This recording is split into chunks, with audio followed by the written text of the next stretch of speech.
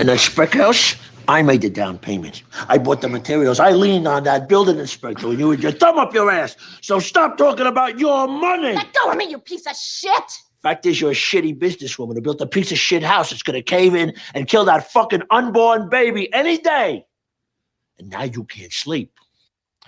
And welcome to Tony Soprano Hates His Friends and Family. Cut to Black, a Soprano Sit-Down. My name is Jim Scampoli, and I've seen every single episode of The Sopranos.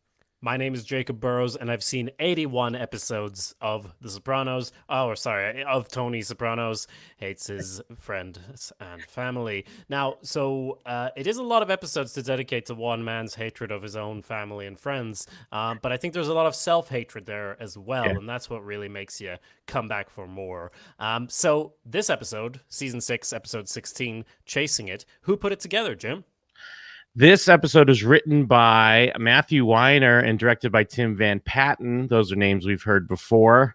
This aired April 29th, 2007. So, wow, getting up to the debut of Jim and Them time. That's my other podcast. That's right. I started my podcast around when this show ended. That's how long I've been doing stupid shit. So that's right. And it's still going, right? Yeah, absolutely. You know way more episodes than The Sopranos. I think you're at is it 600 now? 600 something? 615. Hell yeah. Find all of that at jimandthem.com. Before we get into it, I do want to mention an email we got here from Mark that said, "Hey J&J, just listened to your Remember When recap and wanted to give you some positive feedback." Yes, that's why I'm reading this at the start, because we want to make ourselves feel good.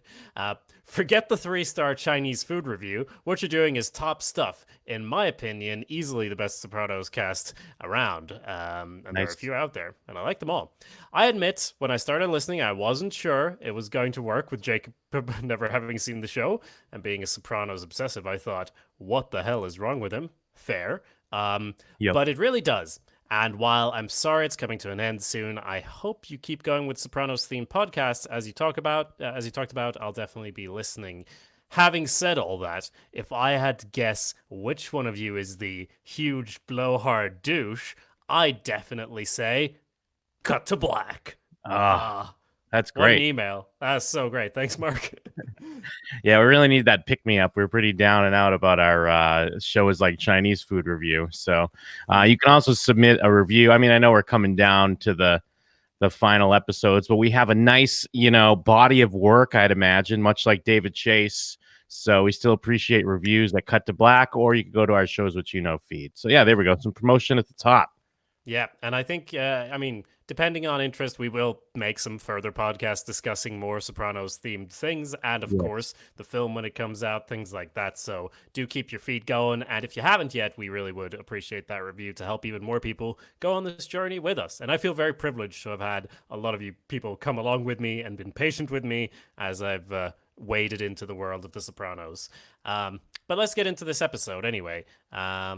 Well, one thing I want to call out real quick, which is I guess it's just something I think is kind of cool. I mean, this might not be cool to a lot of people, but if you subscribe on our Apple Podcast feed, I did go back and tag everything properly, so it is broken up by season now. Yeah. So it has our podcast season 1 is Sopranos season 1. So I don't know. I think it's fun. I think that's really cool, but then I also make podcasts, and I'm not sure how the average person would feel about that. But that is really nice that you can have it all laid out, and even if you have a favorite episode you want to revisit or whatever, if you happen to watch an episode of The Sopranos, you can dip into any of the episodes, and we've talked about it. And so now getting back on topic, Sopranos. Before we get into this episode, I remember I mentioned this before, I think kind of going into maybe end of season 3, end of season 4, that it feels like Tony becomes different, becomes harsher. Would you agree with that, with that statement now? Or do you think has Tony always been like this? It's a good question. I feel like I definitely feel, and again, I've only watched it once, so most people listening to this podcast probably have seen it a lot more and have had time to think about it more. But I feel like he's got a much, I think that's correct. I think he has a softer side in the earlier seasons that they kind of have the confidence to do away with here. But then I also think it's like a postmodern Tony, that we're getting to a point where like he has this rant that we heard at the beginning of the episode at Carmela, like saying the worst things she could hear because like he knows how to hurt her. But then they also have that moment when he apologizes and it feels more heartfelt than most apologies we would have seen in season 1 and 2 as well. So I guess I'm a bit torn on it, but it definitely feels extra sad that he's gotten this second wind after the gunshot injury, and then now that's all been broken down and taken away throughout, the first part of season 6, and now we're back here where it at times feels even worse than where we started. I don't know. What do you think? No, I agree with that, and especially like looking at these, like this episode and the one right before it, it's like a 1-2 punch of Tony's friends thinking that he's going to murder him, like Yes. murder them, like Paulie, the audience, we believe that, and I feel like the show gives us enough to think that Tony is at least mulling the idea around in his head with Paulie last week and now this week with Hesh. And I love that also Hesh knows it too, because when Tony just shows up at his house at one point with like Bobby, and he's like, telling his girlfriend or wife or whatever to go like lock the door, and he's kind of like, I don't want to go on a ride, I'm good. It's just interesting to kind of see, I guess, the like a friend's point of view of Tony Soprano and how that could just change at any point in time, on how what he feels about you and his use of you, I suppose. He's been described so many times physically like a big hulking bear, like of a man. But I think it's like, it feels also like the way it would feel to be friends with an actual bear, where it'd be really cool for the gram and like the bragging rights of like, here's a picture of me with a bear, like here's a picture of me with mob boss Tony Soprano. That's fucking dope. And then also he might literally eat you at any time when he decides, oh wait, why am I hanging out with this human? Like, what the fuck am I doing? And it genuinely feels like that's also happening in his head, like you said. Now, he didn't kill Hesh yet, and he didn't kill Paulie, so I guess good job, Tony. But the thought's definitely there, and it feels like it could happen at any time, just cuz. And like Hesh says, like, at what point is it cheaper for him? Like, where does the math work out where it would just make more sense to go one way instead of the other? And it feels like there's a genuine tension there. And Tony Soprano's the main character. It's like, in a usual show, it would be like, our main character is the one being, hunted, and he's in danger, and he's got to get past all these obstacles. And the story basically in these 2 episodes is, obviously he's got his gambling addiction, which we'll get into, but generally he's like, he's the one who's almost killing his own friends. And we're like, man, this is a lot more engaging than if he was literally like on the run from the cops. Yeah, absolutely. Getting into the episode, like you mentioned, it opens with his gambling. It opens right on that. He's playing roulette. And it's interesting because it's something that feels like it's being dropped in almost out of nowhere, but also it feels completely natural that, of course, Tony would gamble. And he's the type we've mentioned in the past that he gets bored and depressed, and then usually crime like cheers him up. So it would make sense that sometimes if he can't do crime, he would be the rush of like just gambling money. I think there's 2 factors to it where you kind of go, why would he be this stupid? Because he's the one who's usually on the other side, earning money off people making stupid decisions like he does in this episode. But then, I don't know, I guess it makes sense as well, like you said, because they're in this culture, this gang culture, or mafia culture, and it's all cool. And when he feels like his life is empty, like he's chasing the rush. I mean, he even says it in the episode. So to me, it does make sense, even though you're like watching it going like, Tony, you if anyone should know where this ends. Well, and it's interesting, like the Sopranos obviously a serialized show, but it also never felt like it was too much into setting things up like consecutively to episodes, because they have the scene in the previous one where he does talk to Hesh and he's asking for a loan, but it doesn't feel like it's a setup for anything. But it kind of ends up being one, and especially going into the gambling side, because all I can think of is back to the Happy Wanderer when he takes what is it, like Eric or whatever, his dad's car, and gives it to Meadow, and then he's yelling at her, and he's like, a grown man made a wager, he lost, he made another one, he lost again, end of story. And wasn't there another thing, like his dad told him, like, don't ever gamble, Anthony, or whatever? Like, I don't. It does feel a little bit like, as the audience, we want to give Tony more credit, but hey, we all got to get our cheap thrills wherever we can get it. So good for him. Yeah, and I mean, this is jumping ahead, but when I was watching the horse race part, I was kind of going like, no matter which way it goes, if his horse wins or whatever, it's still bad for Tony, because if he wins, he's pulled further into this sort of rush and this addiction, and he's going to spend it anyway. So, or obviously if he loses a lot of money, and like that's the thing that he should understand, like, because a gambling storyline in a TV show, it never works out well. So I don't know, it just must be a hell of a rush that or a hell of an empty life that leads to this behavior. Well, especially here at the beginning, it's like he wins on 23 and then he's like, let's let it ride, but I think he just plays 23 again, and it's like, dude, the odds of getting 23 initially pretty rough. But then, like, I mean, I guess he does do a thing. He does 23, but everything around it. So you could play like corners and like in betweens and stuff. So I guess, to be fair, he is playing a little bit smarter than just 23 again. But it's like, I don't know. I guess I can't relate. Even though I'm here in Vegas, I'm not a big gambler because I hate losing so much. I get really pumped. Speaking of, you mentioned JimandThem.com. Yes. Listening to the latest episode, a week ago now, where you're talking about doing blackjack gambling, and I'm like, this is completely Tony Soprano. Like, why would you start doing this after watching this episode? After seeing everything negative, you start talking about gambling. No, Patreon money on the roulettes, and I don't know what's going on there, Jim. It totally is because of I watched this episode, and I guess I want a little, at least vicariously live like Tony Soprano, where I'm trying to get supporters of my show to give extra money on the Patreon so we could take that money and go put it on the roulette table. Yeah, so, put it on black. Don't ever say that TV doesn't sway your attitude, I suppose.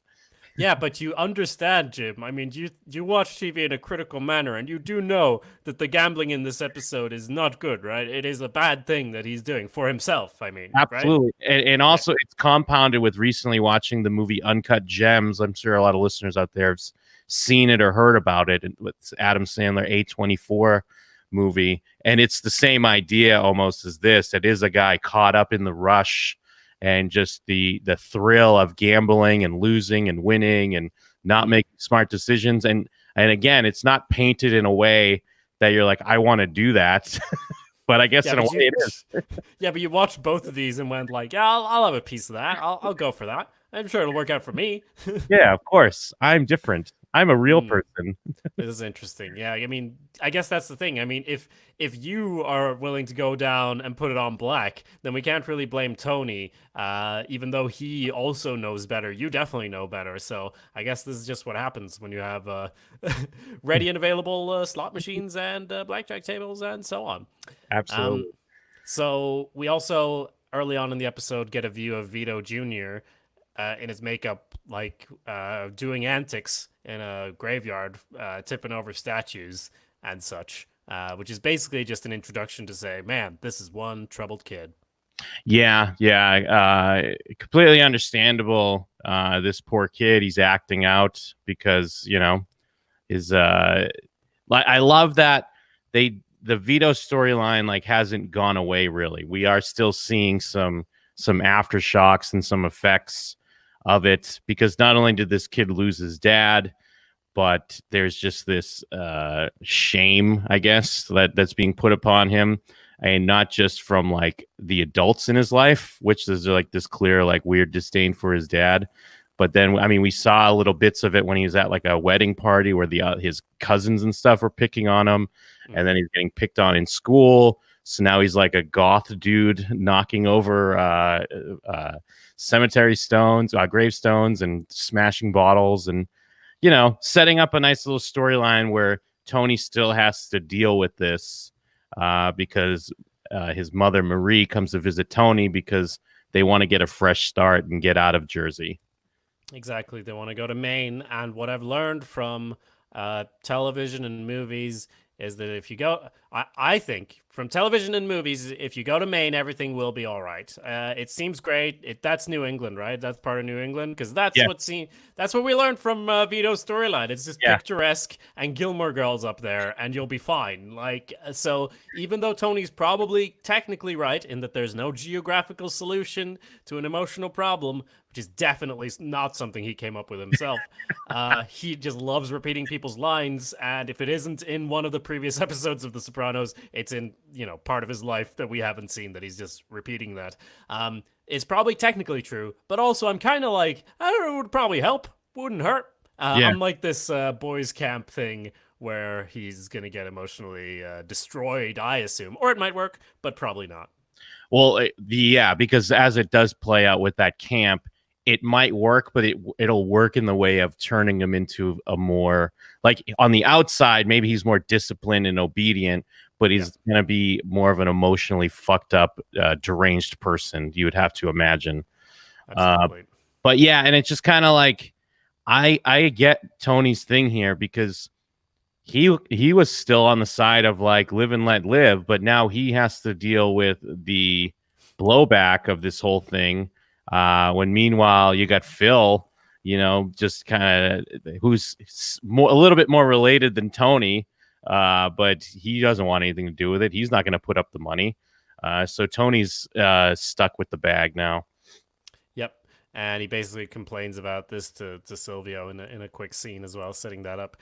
There's a lot of scenes in this episode where Tony's gambling, and I almost feel like they bleed together for me, because I think the next one they're watching a game, and there's some guy shouting in the Bing, like really excited about the win, and Tony's, I don't know, Tony just keeps losing things basically, and he goes in and smashes shit up behind the scenes as well, showing again his very emotionally stable, live life, every day is a blessing sort of thing. That's pretty far away at this point.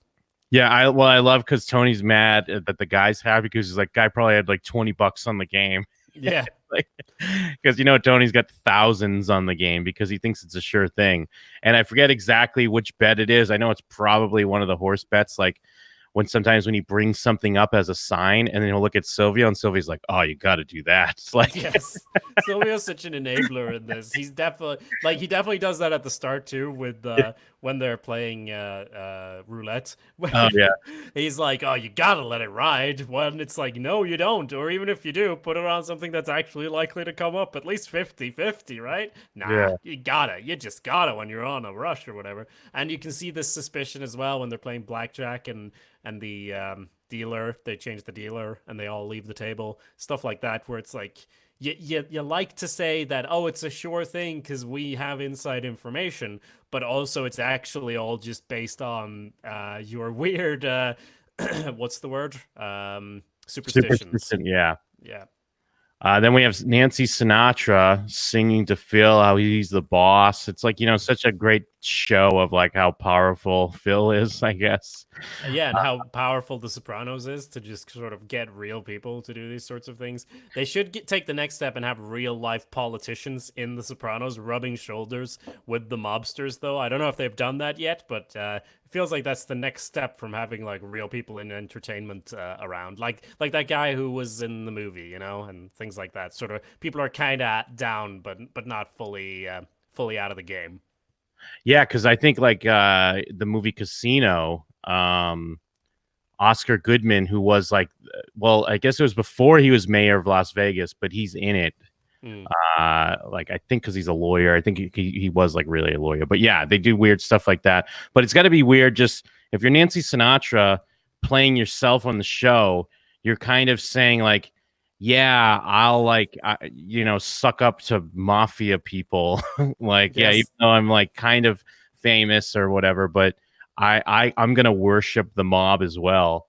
It is really funny because it's also like you're doing that, but then you're also like the Sopranos, super popular show, like, and I probably love the show, and it's good writing and everything. So why wouldn't I want to be on it? But then there's also the legacy of like actual mob dealings in the family and stuff like that. So it sure is interesting, and even more so when she basically calls Phil and Tony gay. So. Even greater. Who wouldn't want a cameo on The Sopranos and call Tony Soprano gay? I'm just saying. I'm not saying it's a bad thing. I'm just saying I would love to. Yeah. So then, Tony talks to Phil, I guess talking about Marie and Vito Jr. and how, hey, isn't that your nephew? Aren't you related? Because that was like the big thing to why Phil was so offended was, what is like, she's my cousin or whatever. Yeah. But now it's kind of like he's downplaying it, like, oh yeah, no, second cousin or once removed, whatever he says. Yeah. Because now it's like, who cares? And then Tony also doesn't really want to be in this big, because it's like a celebration of Phil being the boss now. And Tony is also looking for an excuse to kind of duck out. And he does. He leaves and goes to see Hesh, which feels like we hadn't seen Hesh in a while. So it is nice to see him again. But again, it's another one of those moments initially where Tony and Hesh always have these things where they both want to like let out talk about their own things. Yes, and not listen to each other. So, yes. Except now we have the overarching doom of this $200K loan, and what's going on with that? How do you ask the boss or your friend for money, a lot of money that he owes you? I do love that Hesh has previously been like Tony's stand-in therapist, and even though he does go to therapy right now, that's still kind of like he's there just to bullshit. And like, what is he what are they talking about before? He's talking about Carmela or what are they on about? No, it's just people in the family, or him and Phil, whatever. He wants to talk about what's going on in his life, like you said, and. The Hesh is like, it's lonely at the top. And it's like this thing where Hesh is someone I could go to that's outside. And it's just great that this basically leads to Tony considering if he's going to kill Hesh because Hesh gave him money, because Hesh was a good friend and did this thing. And then he even brings it up in like the most,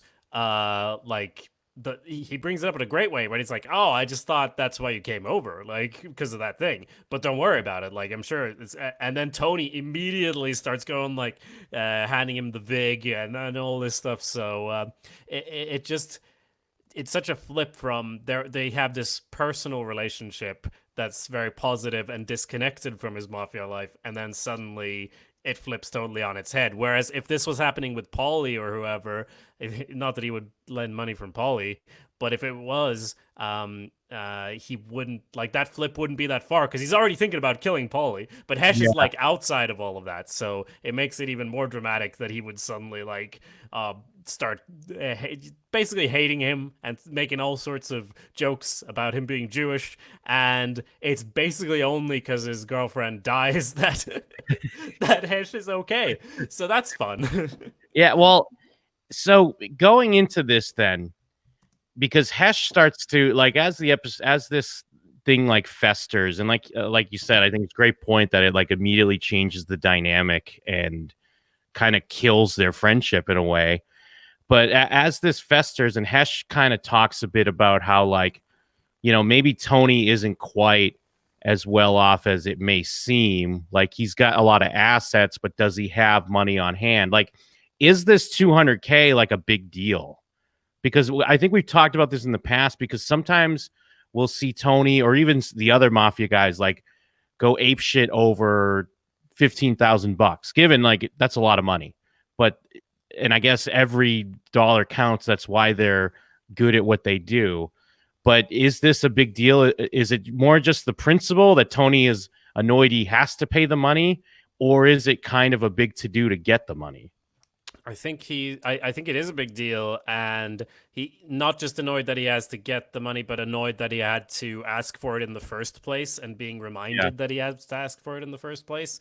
I think it is because, like you said, that's what the show seems to be telling us, that Tony's actually in a lot of trouble. And I believe it with the boat and the expensive sushi and all of that stuff, remember? Yep. And like built a house with Carmela and all of this. And obviously he does have money coming in all the time, slowly, but like Vito's gone and they kept talking for a whole season about how great of an earner he was. And I think he even yells at someone for not being as good, and so on. So yeah, I Because assumed it was like an actual problem that he doesn't have any money, but then he keeps spending money as soon as he gets it too. yeah, I agree. I do agree. Although he does pull together. I mean, I know we're jumping around, but I mean, I guess he has to make some moves with some offshore stuff or whatever he has, and he pulls together that 100K, Yeah. which then he bets.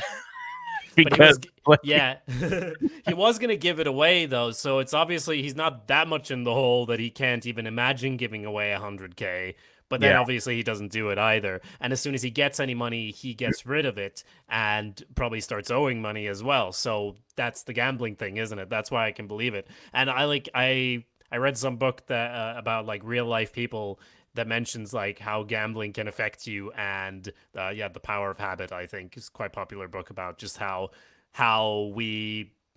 positive reinforcement can just build your habits entirely, and how casinos are designed to make you spend not like a little bit more than you thought. Like you can be in an infinite hole in no time at all. So and Tony has even more access to that sort of thing. So I definitely believe it. Yeah. And then, I mean, they get into, I've always, I watch a lot of crime or mob or mafia movies and stuff like that. And I mean, I have like a basic understanding of the VIG, but I don't quite know. It's basically what, like on a loan, like you're paying percentage. Like, obviously, if you can't pay it all back at once, you're paying a percentage on the loan because you're paying in installments. So like when he's paying the $3,000, that's just like a VIG saying that he'll get you the 200K later. Like, it's not like anything's coming off the principal at this point, right? Yeah, it's just a word for the interest as far as I understand it. So to keep, and it says term came from English usage via Yiddish slang, which in itself was a loan word from Russian. But yeah, basically it's just none of the actual 200K is being paid off. It's just, they would charge a certain percentage per week or per month. So sure, Tony's going to pay that on principle. Yeah, and he does give him a Cleaver hat, and he makes a comment like, "Oh, I wish you got the DVD, huh?" And it's great. That's a great callback to last episode. And then immediately after Tony leaves, Hesh goes in and starts complaining about him, which I get, because there is that. It's this faux, like the way I can compare it to what I used to deal with when I worked in a pizza shop back in my youngin' days. You'd have two friends come in, picking up like a bunch of pizzas or whatever that they ordered, and you'd have to deal with this sometimes where they'd be like, "Hey, let me pay. No, let me pay." But it's this weird passive aggressive where I feel like they each want the other guy to pay, but they want to argue about it a little bit to make it seem like, well, I'm going to put up a fight, but I want you to win. And it's like, I'm standing there like, okay, just figure it out. So someone's throwing cash down on the counter. Another guy's like, don't taking it away, putting it back in his friend's pocket, trying to give his card. But it's like, because they have to do this passive aggressive dance where, yeah, I mean, Hesh shouldn't have to ask or beg for the money he's owed. And Tony shouldn't have to, play him like a schmuck and act like he's doing him a favor. So, I like the back and forth and how he can't say anything to Tony himself, but then he has to come in and complain about it immediately once he leaves. Yeah. These days, you definitely have, like, you could just have one person pay and the other person sends the money with an app. So hopefully those conversations aren't plaguing the pizza places of today. Hopefully it's all app-based now. It's one of the few benefits of our digital age, I'd say. Absolutely. Then what? Tony's complaining about Jews and money to Melfi, I believe. Yes, the most receiver, of course she's gonna take your bullshit, Tony. No, she isn't. But he's like talking about like, oh, you gotta give it to them when it comes to money. They know what they're doing. Like Melfi's gonna approve of any of this nonsense. I don't remember where the scene goes in general. It gets into, she starts talking about how he misses appointments a lot, and that's right. He brings up how he had, since the shooting, he hasn't had like panic attacks. Like, I guess it is like, these are hints that, I mean, I guess the show's winding down. they're maybe looking for a way to wrap up this therapy thing because is this when he said, I mean, they bleed together a little bit. I believe he says something like, this is an oasis in my week. I think so. He says there's lots of benefits. And yeah, that would be this scene. So, and then she's like, is that why you're here? Because, you know, Melfi from the earlier seasons when we're getting more into her personal life and how she was probably a little bit damaged herself and dealing with that and struggling with taking Tony on as a patient, that's kind of all gone now. She just pops up in these scenes and it is Tony looking for an excuse to kind of chat around some of his thoughts and some of his actions. And at the very least, we're seeing hints that Melfi's getting hip to that. And there's not even like the illusion of like therapy and growth happening here. Yeah, that's a very good point. So she just asks him to decide what he wants and let her know in this scene. So then we have Carmela showing off the house, which actually looks nice now. It looks like it's finished and it's done. And I guess it's their... Is that the guy who was kind of hanging around before, you know? A few seasons ago? Yeah? It's like what, her cousin or something? And yeah, he was helping her with business at the time. Or didn't he kind of get her into this whole spec house type deal?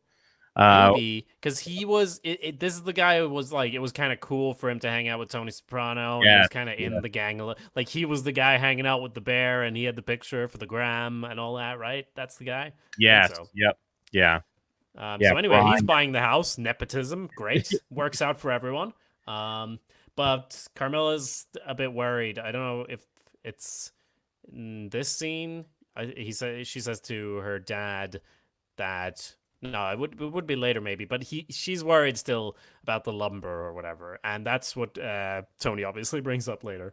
Yes, yeah, it is kind of a nice statement on like.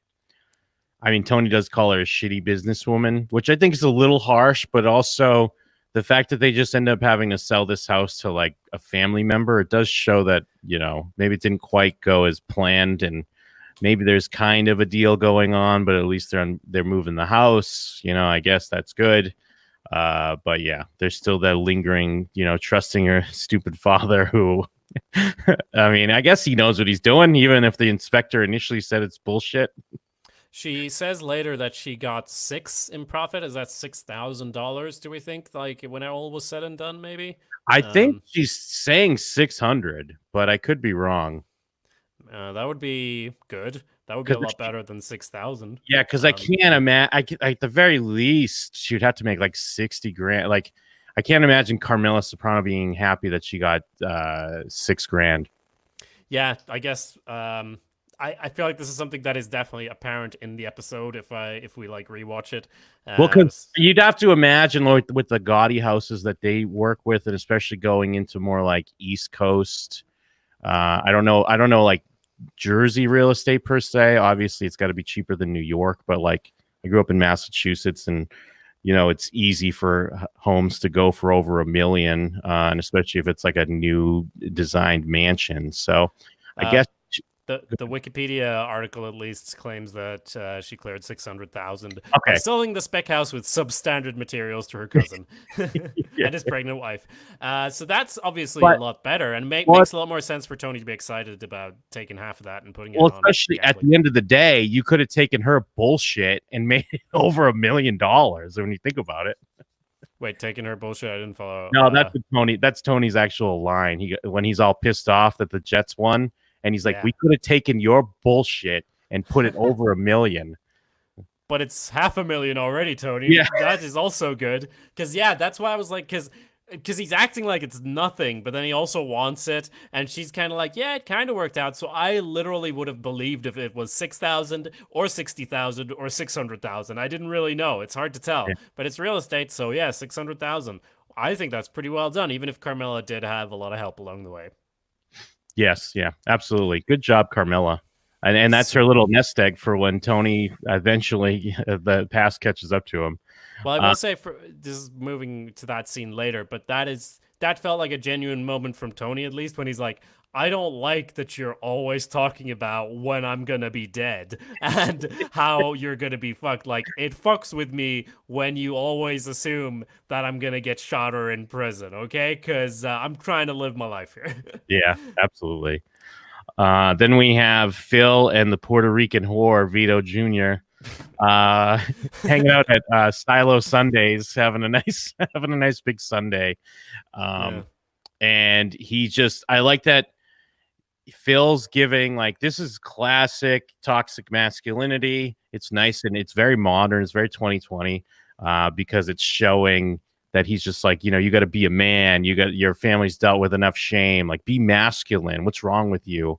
But then he just kind of ends with him like looking at his watch, like, anyways, I said my piece. So finish that fucking Sunday because there's no eating in the car, even though we all know that Phil eats ice cream cones in the car because when Tony chased him down for that like 10 grand or whatever that time, he was eating an ice cream cone. That's a fucking great point, and it's weird to remember that now when Phil's the big boss, as Nancy. I gotta give shout outs to the Sopranos memers because people have pointed that out many times on the group. So I love that little detail. Very good. Those Sundays are ridiculous, by the way. Don't have two of those, and don't give any child two of those. It's silly. But yeah, Tony basically gives the same advice later, but a bit like he does it better, but he still kind of says like, you're the man of the house now or whatever. So yeah, I guess that didn't work either since it led to him shitting in the showers, which I thought was a power move at first, but I guess not. It's kind of like well, okay, I'm a freak weirdo. Fine, I'm gonna be a weirdo. Get the fuck away. Like, I'm gonna do what I can to make you get away with. I'm gonna play the part, and hopefully you'll leave me alone. But obviously, it's not gonna quite work that way. Yeah. So we have a nice Soprano family dinner where everyone's congratulating Carmela. They're sitting outside, talking about how there's a lot of support. And yeah, I guess this is kind of to set up what's going on with AJ and his girl, because she's kind of looking a bit like, because it seems like, I mean, it's the mob thing, right? That's why she doesn't want to marry him like that. So this is kind of to reconnect with that before we head into that storyline. Yeah, I think it's a little of that, and it's a little of like she's probably realizing that she's maybe, I mean, this is like a thin read by me, but I feel like maybe she's also realizing that, do I really like this? Do I really love AJ, or do I just love that like I get to hang out at this nice house and there's wealth around? Not that AJ himself is wealthy, like it's not completely changing her life, but I don't know. I just feel like she's also just seeing how, like, I guess privileged they are, where they don't understand. And which I can understand as far as like, these people have no way of relating to my life or understanding who I am, including AJ to a point. Yeah, and and some people would read that as like, well, hell, this is my fucking lottery ticket. I better hold on and don't let go.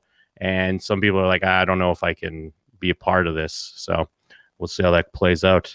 Yeah. And those are like two ends of a spectrum where both are like, I don't know, if you genuinely loved him, you wouldn't, if you genuinely loved him, it wouldn't matter either way. If it was like, I'm holding on to this because of the money, or I can't do this because of the money. If there was genuine feeling there, all that would be to the side anyway. So I guess that's part of it probably.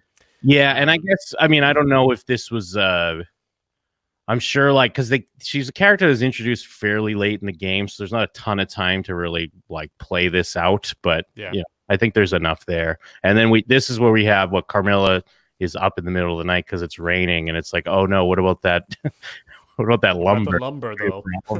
They haven't even moved in yet. Like, why are you worrying about it now? But yeah, she feels guilty about it. He does not. Is basically the point there.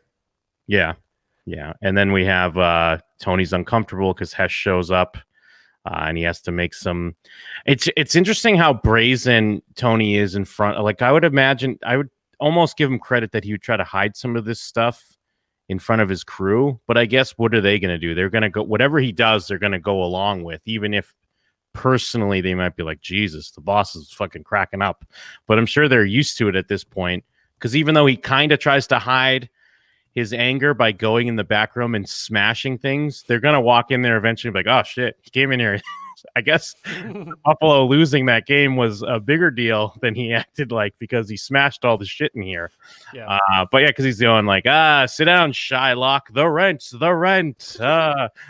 It's, I mean, don't get me wrong, it's kind of hilarious, but you know. Yeah. Well, I mean, he literally like does a rubbing his fingers together thing, and Hesh is just looking at him, and he's like, "It's a joke," and it's like, "Well, is it a joke? Is it a joke though?" Yeah, he's rubbing change together. Yeah. It's rough. Yeah. So I think that leads to the next scene with Hesh and is that his son-in-law? I think he's the guy who got really injured, and Eli, right? Because he got beaten up, and then Tony took care of that. So Eli's like, nah, he's great, and Hesh is like, yeah, like when he likes you, he's great, basically. Yeah. Well, it's great because I mean, I guess Tony should kind of get credit for taking care of that, but just the fact that they're somewhat affiliated with Tony Soprano is why he got hurt. Not that Tony was the cause of it, but just their affiliation in general is why he walks with a cane now. Yeah. So, well, at least he walks unlike Beansy, so gotta look at the bright side. And then he's talking about like these Italians, like you back them in the corner that's like an animal, and, they're gonna attack. So it's just nice that everyone, I guess your tribe, if you will, where it's like us Jews, we got to band together because these Italians are fucking savages. Yeah. Well, they are in a lot of the time. They are in this show, to be honest. So we're back at the casino, and they're playing blackjack. But then they see a horse by the name of Meadow. I guess that's why they got a bet on it, because it's a Meadow. Yeah, Meadow Gold. And then I think Silvio's like, oh, you got to play that. But it's just because his daughter's name is Meadow, right? Or am I missing something? Okay. Yep. Yeah, it's a sign. Right, because that does make sense. That is how. And now, maybe I've mentioned this before, but I have worked in horse racing for a number of years as a finish line photographer, which is a very unique job where you're actually checking to, you're taking the finished photo and making the lists of all the winning horses, all this bullshit. And on my lists that I would make, they're just numbers, all right? The horses are numbers, and there's numbers behind them, and the name doesn't mean anything. And I'm sorry, Tony. I'm sorry to break it to you, but I mean, it had good odds, not gonna lie. So it's not as bad as putting it all on 23 or whatever, but still a pretty bad move. And everyone's kind of like, ooh, oh no, when it happens. And again, Tony just acts like it's no big deal, even though it definitely is. Yeah, it's definitely a big deal. And then I almost read that Bobby bet on a different horse, but I don't know how true that is because there's just this weird like interaction where he kind of is like looking at his papers, but maybe I'm just digging too deep on something there. I could be. Maybe he saw like Janice, Jan Ice in the fourth race or something. Who knows? Jane Ice, betting on Jane Ice. Yeah. So anyway, I just wanted to bring my own perspective there. I'll let you know, Tony, that's not how that works. I'm sorry. Yeah. Tony. But sometimes it feels like God's talking to you. And the reason why you named your daughter Meadow 20 some odd years ago was for this point in time when you're in the casino at Batavia Downs and you see Meadow Gold in the race. And it's like, this is it. This is where everything turns around for you. I do love that Silvio is always like, you gotta do that. And they do kind of like a nice little they'll like slow down, like as it's like, uh-oh, that didn't work. And Tony has like a quick slow motion moment as he's reacting, but then he has to be like, oh yeah, no big deal. But clearly because they just talked about it, I thought maybe he was close to a panic attack because he talked about how it doesn't happen anymore and it's like slowing things down. It's like it's got that vibe, but then he's just kind of like, oh, what? No big deal. Again, pretending it's fine. But speaking of betting on the wrong horse, the next scene is with AJ and his girl. And I swear to God, I knew from just his dumb face that this is exactly what was under that thing. Like when he comes in and like, oh, your dessert, and she's like, I didn't order anything, and he's like, I ordered it for you. I'm like, I paused it and wrote down that there's a wedding ring in that dessert. Like I thought it would be like something with food and the ring. They just went with the ring, but it was literally the stupid look on his face that let me know, and it also let me know that it wouldn't work out. Which is just what happens, even though she initially does get persuaded. Yes. Yeah. Well, you got to give it, people hate on AJ a lot, but you got to give it up to Robert Iller. He knows the dumb face to make to tell the audience that there's a wedding ring under there. He does. And I believe him as well when it's unfortunate, but I believe in what he's saying here too, like acting wise and everything, when he's talking about how, he's the night manager at the pizza place now, and like in a year he'll be the day manager or whatever, and then he'll own a chain of restaurants and clubs or whatever, and this is all he wants. And I believe him. That he believes that at least. So it's a bit sad. I actually even believe it'll happen at the very least if Tony's still around, because it's not that I'm saying he'd do hard work and work his way up, but he's working at Beansy's Pizzeria, which Tony has like a vested interest in. So, I mean, he can make things happen and then maybe set him up with the Crazy Horse or whatever AIDS club used to be. And, the next stop, Hollywood. Who knows? Yeah, but probably not after this. We'll see. Yeah. So then we have Tony going over to talk to Vito Jr. And like I said, I felt like his speech was fairly similar to Phil's. How did you feel about it? Did you think it was better? Yeah, no, I agree. I think it was similar but better. He does use the "you go out and pity for yourself" line. Of course he does. Which he loves. He brings up that he does weird shit. I think they bring up that he did something to a developmentally challenged girl at school or something. So, or they couldn't prove it, but they're almost positive that he did. But then doesn't he get kind of physical at a certain point? He grabs him by the face and tells him to, I think that's when he tells him that he goes about in pity, and that, what is it, that, have it here, that he, basically says, I'm not some fucking social worker. If you don't stop this shit, I'm gonna fuck you up, kid. Yeah. And he just says, someone should have just told my dad to stop with the weird shit. And that is when he uses the "you go about and pity for yourself" line. But he kind of just goes what am I supposed to do about it, about however sad everyone is? And I think his conclusion is, fucking man up. Which, there's a great moment before that, too, where Vito Jr.'s like, "You called me Carlo Jr. once." That is very good. It's I mean, of course, Tony doesn't know who all these kids are really. But, here he is because there's some money on the line. So, and I mean, I guess I'll give Tony a little credit. I do feel like he does feel some personal responsibility, and that, at the very least with how Vito played out, he was a good earner. And, Tony didn't necessarily want it to go the way it did. So he does have that part of him still there. Then we have now they're celebrating the closing on the house.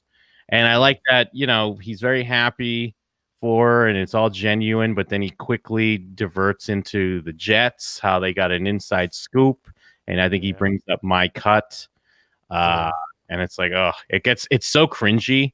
It's almost like a scene from The Office in a weird way, the way he's so transparent and the way he's trying to get to it. Because I like that he brings up put it on the Jets, and it does almost sound like a joke, and Carmela laughs haha, yeah, I mean, wouldn't that be weird? But he's dead serious, no, we put it on the Jets, of course. We let this ride. No, you're totally right about the Office comparison, just because of his he's a bit manic here, because he's this is so great. We should do this though, because he's in a hole right now and he's chasing this thing, and he doesn't realize that what he's saying is actually already really hurtful. And she turns away and he apologizes and they hug it out. But it's not gonna last. Sorry. So then we have Hesh in the scene we mentioned where Tony rolls up to sort of invite him to go and do some, I don't know, fishing. What are they doing? I don't know. Yeah, I forget where they're going here. They're gonna go to the boat. Yeah, so I guess they're fishing or whatever. But the boat is always we're gonna go to the boat. Or is the boat a casino? Or is it his boat? I don't know. The boat... No, sorry. They're going to the boat show in Edison. I don't know what that means. Yes, all right. Yeah. What is a boat show? It's probably just where rich people go to look at boats. What's the new boat stuff coming out? Cool. Stuff that Hesh was already saying like he shouldn't be doing because he's probably not that liquid and he shouldn't be like looking for either new attachments for his boat or a replacement boat. I love the scene in the car after, especially the moment when Carlo's almost making a point where he's trying to reference a Twilight Zone episode, but Tony doesn't let him finish. Like, I just love the idea that they're setting it up where, like, if you know it enough, you know where he's going. But Tony just cuts him off and is like, "Yo, maybe you should start sucking cock because Vito's pulling in 3 times what you were." Oh yeah, and not watching TV Land because Vito's pulling in 3 times you were in construction. I feel like this is a potential like subtitle or slogan for Shows What You Know, our podcast network. Maybe you should start sucking cock and stop watching TV Land. Yeah, exactly. What's really interesting to me about this too is like it feels like Bobby, like I don't know, the fight made Bobby and Tony closer in a weird way. And especially and maybe partially Bobby having a hit under his belt because he's kind of like, fuck him. What's he gonna do? What can he do? Like, he feels a lot colder now, which makes sense with what he's gone through, I guess. And yeah, the fight, like, imagine a few episodes ago going like, yeah, Tony's gonna wanna maybe kill Hesh over nothing, and Bobby and him are just gonna be cool bros who go to the horse races. Like, all right. It's like the weird TV or movie trope of like when the bully comes up to you, just like punch him in the face and then he'll respect you. Like, even though Tony it felt very dangerous after it, like there's this weird respect now. And yeah, it was just, I like it's a like little moment, but just how comfortable Bobby is, and especially telling Tony, like, you know, who gives a fuck? You know, you're the boss. And then Tony's even rationalizing, well, like, how would that look though if I didn't pay him? And he's acting like he never thought of it or something, where he's like, not paying him the money. Interesting. How would this play out, I wonder? Yeah. So the next scene is the very good and dramatic "we're gonna win awards" scene where they have the big fight, but it actually starts with him seeing in the newspapers, which I think if you're like betting money on a game, maybe you like watch the game, but I guess he's just finding out from the newspaper, which fucking magically got up there, I guess, because he doesn't go fetch it. I don't know where that newspaper came from. Well, I guess Carmela could have gotten it, but I assume Sal Vitro brought it up. That's what I'm gonna assume. That makes sense. But yeah, so he actually won, right? He won on this, but he's really angry because he didn't bet enough, if I read it right. Yeah, I think that's classic gambler thing where it's not so much because even Carmela brings up like, you won. What are you talking about? But he looks at it that he lost her $600,000. Like, that's even though if he won whatever he put on it, he technically lost her money that they were supposed to bet. And I like the scene even starts off handheld, like, which is kind of very different from when we're usually here in the kitchen in our sitcom-y kitchen scenes. But even before it like really jumps up the argument part and Carmela's walking into the room, it's like handheld already, like with the newspaper and with Tony's reaction.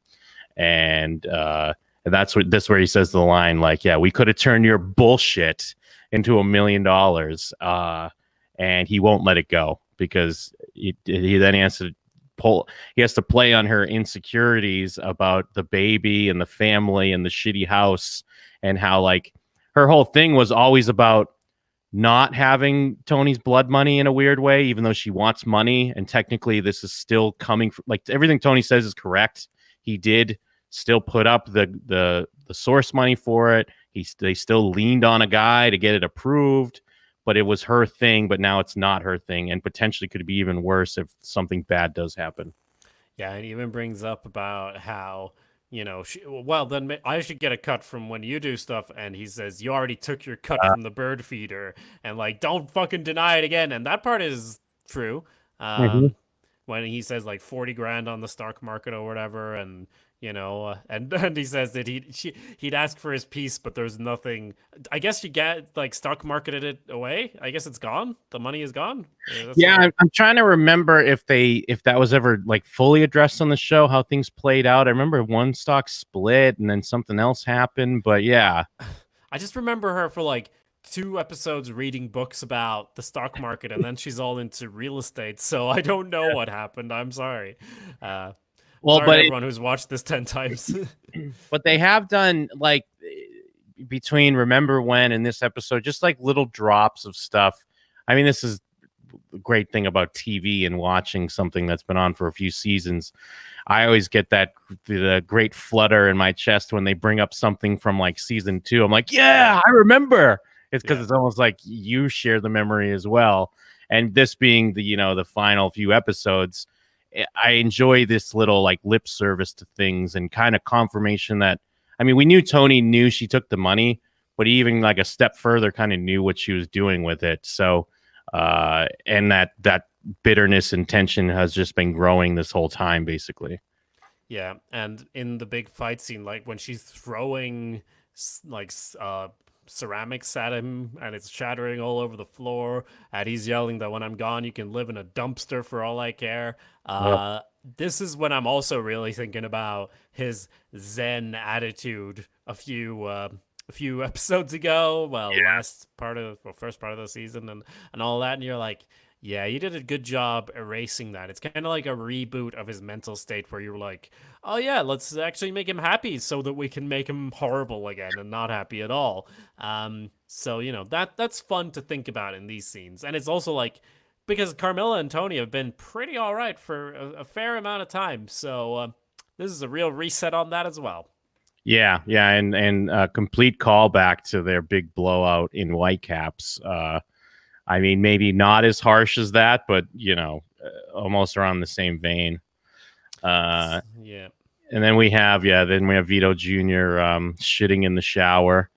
I never had to take showers in school. Luckily, did you have to take showers in school? Yeah, but not these. Like, it would be a bit more separated than this usually. Like, you'd have like more like cubicles, but not closed off cubicles, but like they're closed off on the sides at least. So similarly to like a urinal where you'd have separating things, but they're actually like full separating things, if that makes sense. Yeah, I mean, like, we changed for gym, but I mean, I guess it's because I was in a small town. They were like, we're not paying a water bill.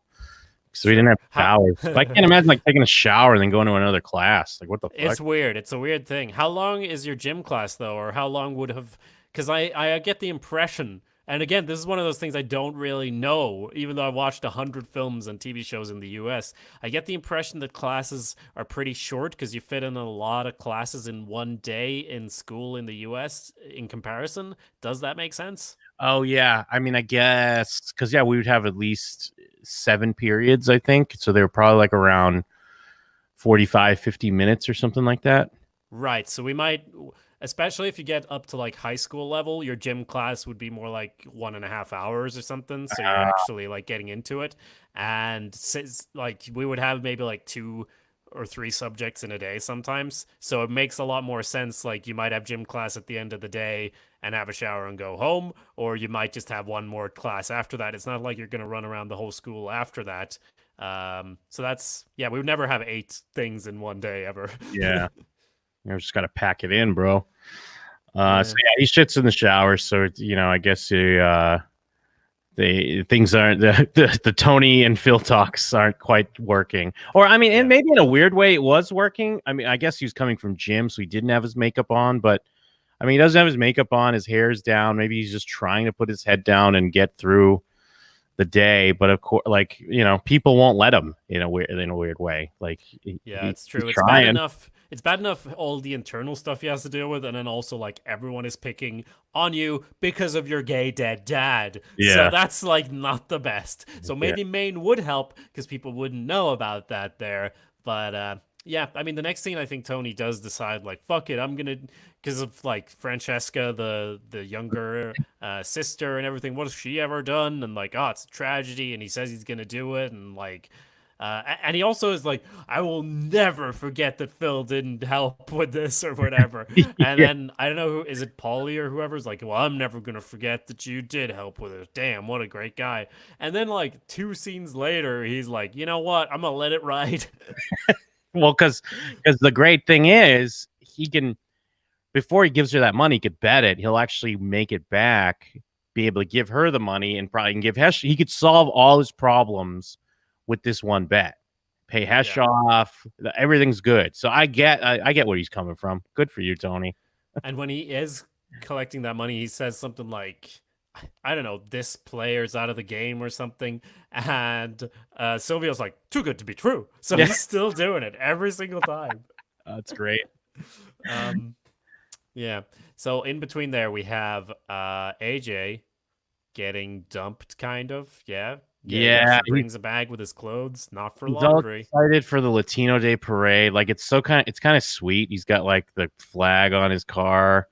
He's got the baby. He's all excited, and then Blanca rolls up, which I assume at first she's with some like kick-ass cool dude that's AJ's replacement, but they do specify that it's her brother. And calls off the engagement, and no parade for you, AJ, and no engagement. Yeah, it's great to stand there as well after they drive off and like, oh, I was all here excited to celebrate this thing, and now I'm not even a little bit part of it at all. Yeah. And he genuinely, I mean, he was there with his girlfriend's child. It's not like he was there like just to like, I don't know, he was there as a genuine participant and excited about it. And then it's like, well, not only is your girlfriend gone, or fiance, and the child you were basically raising there for the past year or however long it's been, this whole cultural attachment thing, you can forget about that as well. You're a fucking guinea. There you go. Get out of here, you wop. Yeah. Get out of the neighborhood. Poor AJ. And then we have the scene we were talking about, because Tony's getting some money out of the safe. I guess he moved some stuff around to get that money from Marie, but they get some news about Philadelphia, like it's a sure thing, you can't pass it up, and that doesn't quite work out. So we got to go with this camp for troubled kids. That's got to be the way to go. Which I don't know if they're, I mean, obviously I'm sure there's still a thing, but I do remember it being more of a thing at the time, like on like Maury Povich or shows like these daytime shows they have here in the States, because I'm sure you don't get the Maury Povich or Jerry Springer, you must know, but they would have, or now it's like Dr. Phil. They would have I know Dr. Phil sends people to the farm. I know that. Is the farm like this? Is this the farm's probably a nicer version of it, but there used to be more boot campy type versions where it was more like military style. I mean, even going back to Bill and Ted's Excellent Adventure, remember they were going to send Ted to military school? I just remember from Malcolm in the Middle how the older brother just wasn't around because he'd been sent off to military school, and that is what I think of when I think of all of these situations, is Malcolm in the Middle and how the older brother was in military school. And I mean, I guess to rationalize one of these places, even though I don't think it's the best option, usually they would be used in the case of like when a kid is like, fuck you, fuck everyone, and like robbing places and doing actual crime and terrorizing neighborhoods for whatever reason, given there's probably a better way to help that child. But they would be like, all right, fine, let's kidnap them in the night and take them to a ranch and beat them down emotionally. Yeah. So I want to ask about the scene here with Tony and Carmela, because it's a really nice scene, heartfelt from his side, where he's being honest. And I'm kind of wondering what's brought this on, because if this was after he found out about Hesh's girlfriend, it would make sense. But I don't really see what's triggered the change in Tony, besides just losing even more money, I guess. But he's talking about how he's losing right now. And weirdly, he reframes the the shooting and says that, like, if you think about it, like, I should be dead, so I think I'm down, but I'm actually way up. And he actually just uses this gambling terminology to talk about how he actually still is in a positive place, which is weird because I've just been saying all episode about how distant he is from that, but he does take that here and sort of talks about how if he can think about it that way, about being up in that way, then he doesn't have to gamble anymore, I guess. But I can't really see a big turning event for him besides, like, to change from this downward spiral that he's been in previously. Besides, I guess, the big fight with Carmela and everything. Yeah, I think it's maybe a combination of, I mean, just the natural when I mean, even though he's the cause of that fight, I'm sure there's that cooling off period where you understand that you were an asshole and you were wrong. And then maybe compound that with thinking he does have a sure thing and it wasn't a sure thing, just maybe proving the fact that it doesn't always work out that way. Also, the fact that he was going to help someone, like he took money that he was going to help people have a better life with and fucked it up. Like he really, like personally, he fucked that up and had to go the camp for troubled kids route. I think some of those things do put things in perspective. And there is a piece of that Tony still there where he can see that and he can realize it. Yeah, that does make sense. And there's go ahead. I was just going to say there is a quick shot where we see the Muslim guys again at the mosque, and Tony's remembering. Right. He's remembering those news updates about the containers. The containers, yeah. He's thinking back to when he was on the farm, and he's like, "Oh yeah, I remember. That was a thing I cared about once." Yeah. maybe that got him off gambling now. I mean, that could be part of it, I guess. Because I think he's watching something like that on TV as well before Carmela comes in. Like he's watching. Oh yeah. I don't know. He's watching George Bush or something. I don't know. But so there's great lines here where Carmela says, like, I hate how you're acting like there isn't a piano hanging by a loose rope over your head every minute of every day and all of that.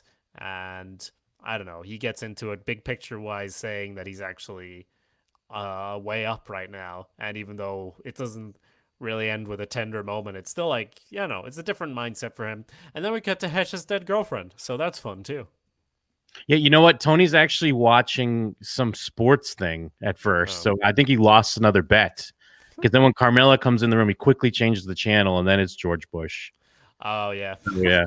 But yeah, and then we see Vito taken to camp, and then then Renata, Hesh's girlfriend, dies. And I didn't want to bring it up earlier, but I'm glad we're on it now because let me tell you the running debate in Sopranos fandom where some people think that Tony secretly killed Renata to get back at Hesh for having to pay the $200,000. What do you think about that, Jacob?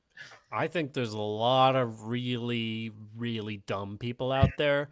And whenever you have a popular show, like percentage-wise, some of them are just going to watch it. And percentage-wise, some of them are going to be on the internet. That's what I think about that. Yeah, I mean, the thing, I'll give them a bone where it is a bizarre thing that happens out of nowhere. And and the fact that the episode kind of ends on it. She had migraines. Come on, Jim. But she didn't really have migraines, at least. Yeah, that's why it was such a good excuse. Hesh is a great liar because it's real. All great lies have a grain of truth. I mean, and I guess playing off the fact that Hesh is telling her to like lock the door and stuff, I could see the rationale. But like the insanity to think that he, would be able to sneak in and like do a covert murder. And in a way, like I know we bring up Breaking Bad a lot. It's kind of hard not to, but it's something Breaking Bad would do. Yeah. And I don't mean, and I know that sounds like an insult. And in a way it kind of is because it's hard to forgive them with that cigarette pickpocket thing that happened when it was like, Huel or whatever took the cigarette. And that's how the cigarette, like, I don't want to get too many into the details, but they came up with a bullshit excuse on that. And Breaking Bad would have, Walt would sneak in and do a little prick of a needle and no one could detect it and actually made it seem like it was natural causes or something. But Sopranos has never given you that idea that that's the type of show this is. So yeah, it's insane, but I've seen it quite a bit where people get into the discussion on if Tony killed Renata here. I mean, that's absolutely absurd just from several different angles, like the character angle where Tony is busy with other shit and doesn't care about that. He's like he's way into other stuff right now. He's busy betting. He's not like even if he did like character wise it makes no sense, but also tone of the show wise it makes absolutely no sense, because Sopranos is exactly the type of show where someone will survive, you know, multiple gun battles basically, and then just fall over and hit their head in the wrong place and die. They'll slip on ice and die. It's exactly the type of show where you'll just randomly, like, it wants to show you that life is random and meaningless in, you know, in certain aspects to help you think more about what actually matters in life. So that's why it makes absolute sense that this would happen. I will admit it feels a little bit not contrived necessarily, but it's kind of convenient that it's in the last few minutes just to kind of end this storyline.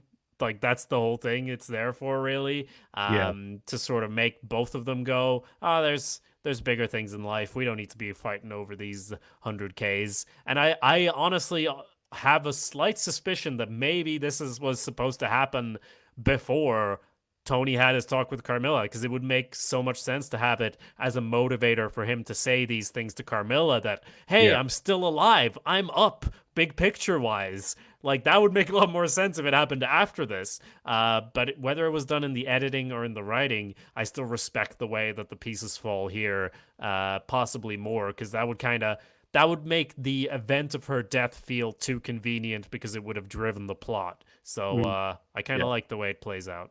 Yeah, I agree. And so, yeah, is that kind of the read, too, on why Tony finally just gets the money together and pays him? Because it's like, well, you know, we're alive. Or do you think Tony had already made that decision to just handle this debt here? No, I think it is just. I think it's just because Hesh's girlfriend died, and Tony doesn't know how to show genuine sympathy, and this is literally the least he could do. Like, it is money that he actually owes him, so it's not actually doing him a favor, but at least it symbolizes putting the bad blood between them behind them, because he's not going to be fucking around with, you know, the Vig and his Jewish comments anymore. Yeah, and it's great because it is to the point where now the money is meaningless to both of them. Like he doesn't care about this 200K at this moment right now. But yeah, you're right. It's the least he can do, and then he can kind of walk out like, hey, I'm a good guy. I paid him back that money I owed him. Exactly. So that wraps up the episode. We're coming up on it, coming up on the end. We said it all at the start. Please do leave a review on Apple Podcasts or your podcatcher of choice. Get us on Spotify, wherever you get your podcasts. And you can also go to showswhatyouknow.com for our other shows, such as Blank Meets Blank, where we make up a TV show every episode, or Real History, where we discuss historical films and television and what was actually going on in the world at the time. And, of course, jimandthem.com for... talks about how Jim is slowly descending into a hole of gambling himself. You're doing a great outro, but I mean, the disrespect we're doing right now by not gotta put it on the goddamn body count. I mean, of course, Renata counts. I mean, character throughout the episode. So sorry, I did need to get that on the counter. So we are at 73 deaths, 17 walkouts. But there's still a few more episodes to go. So, who knows where this may go.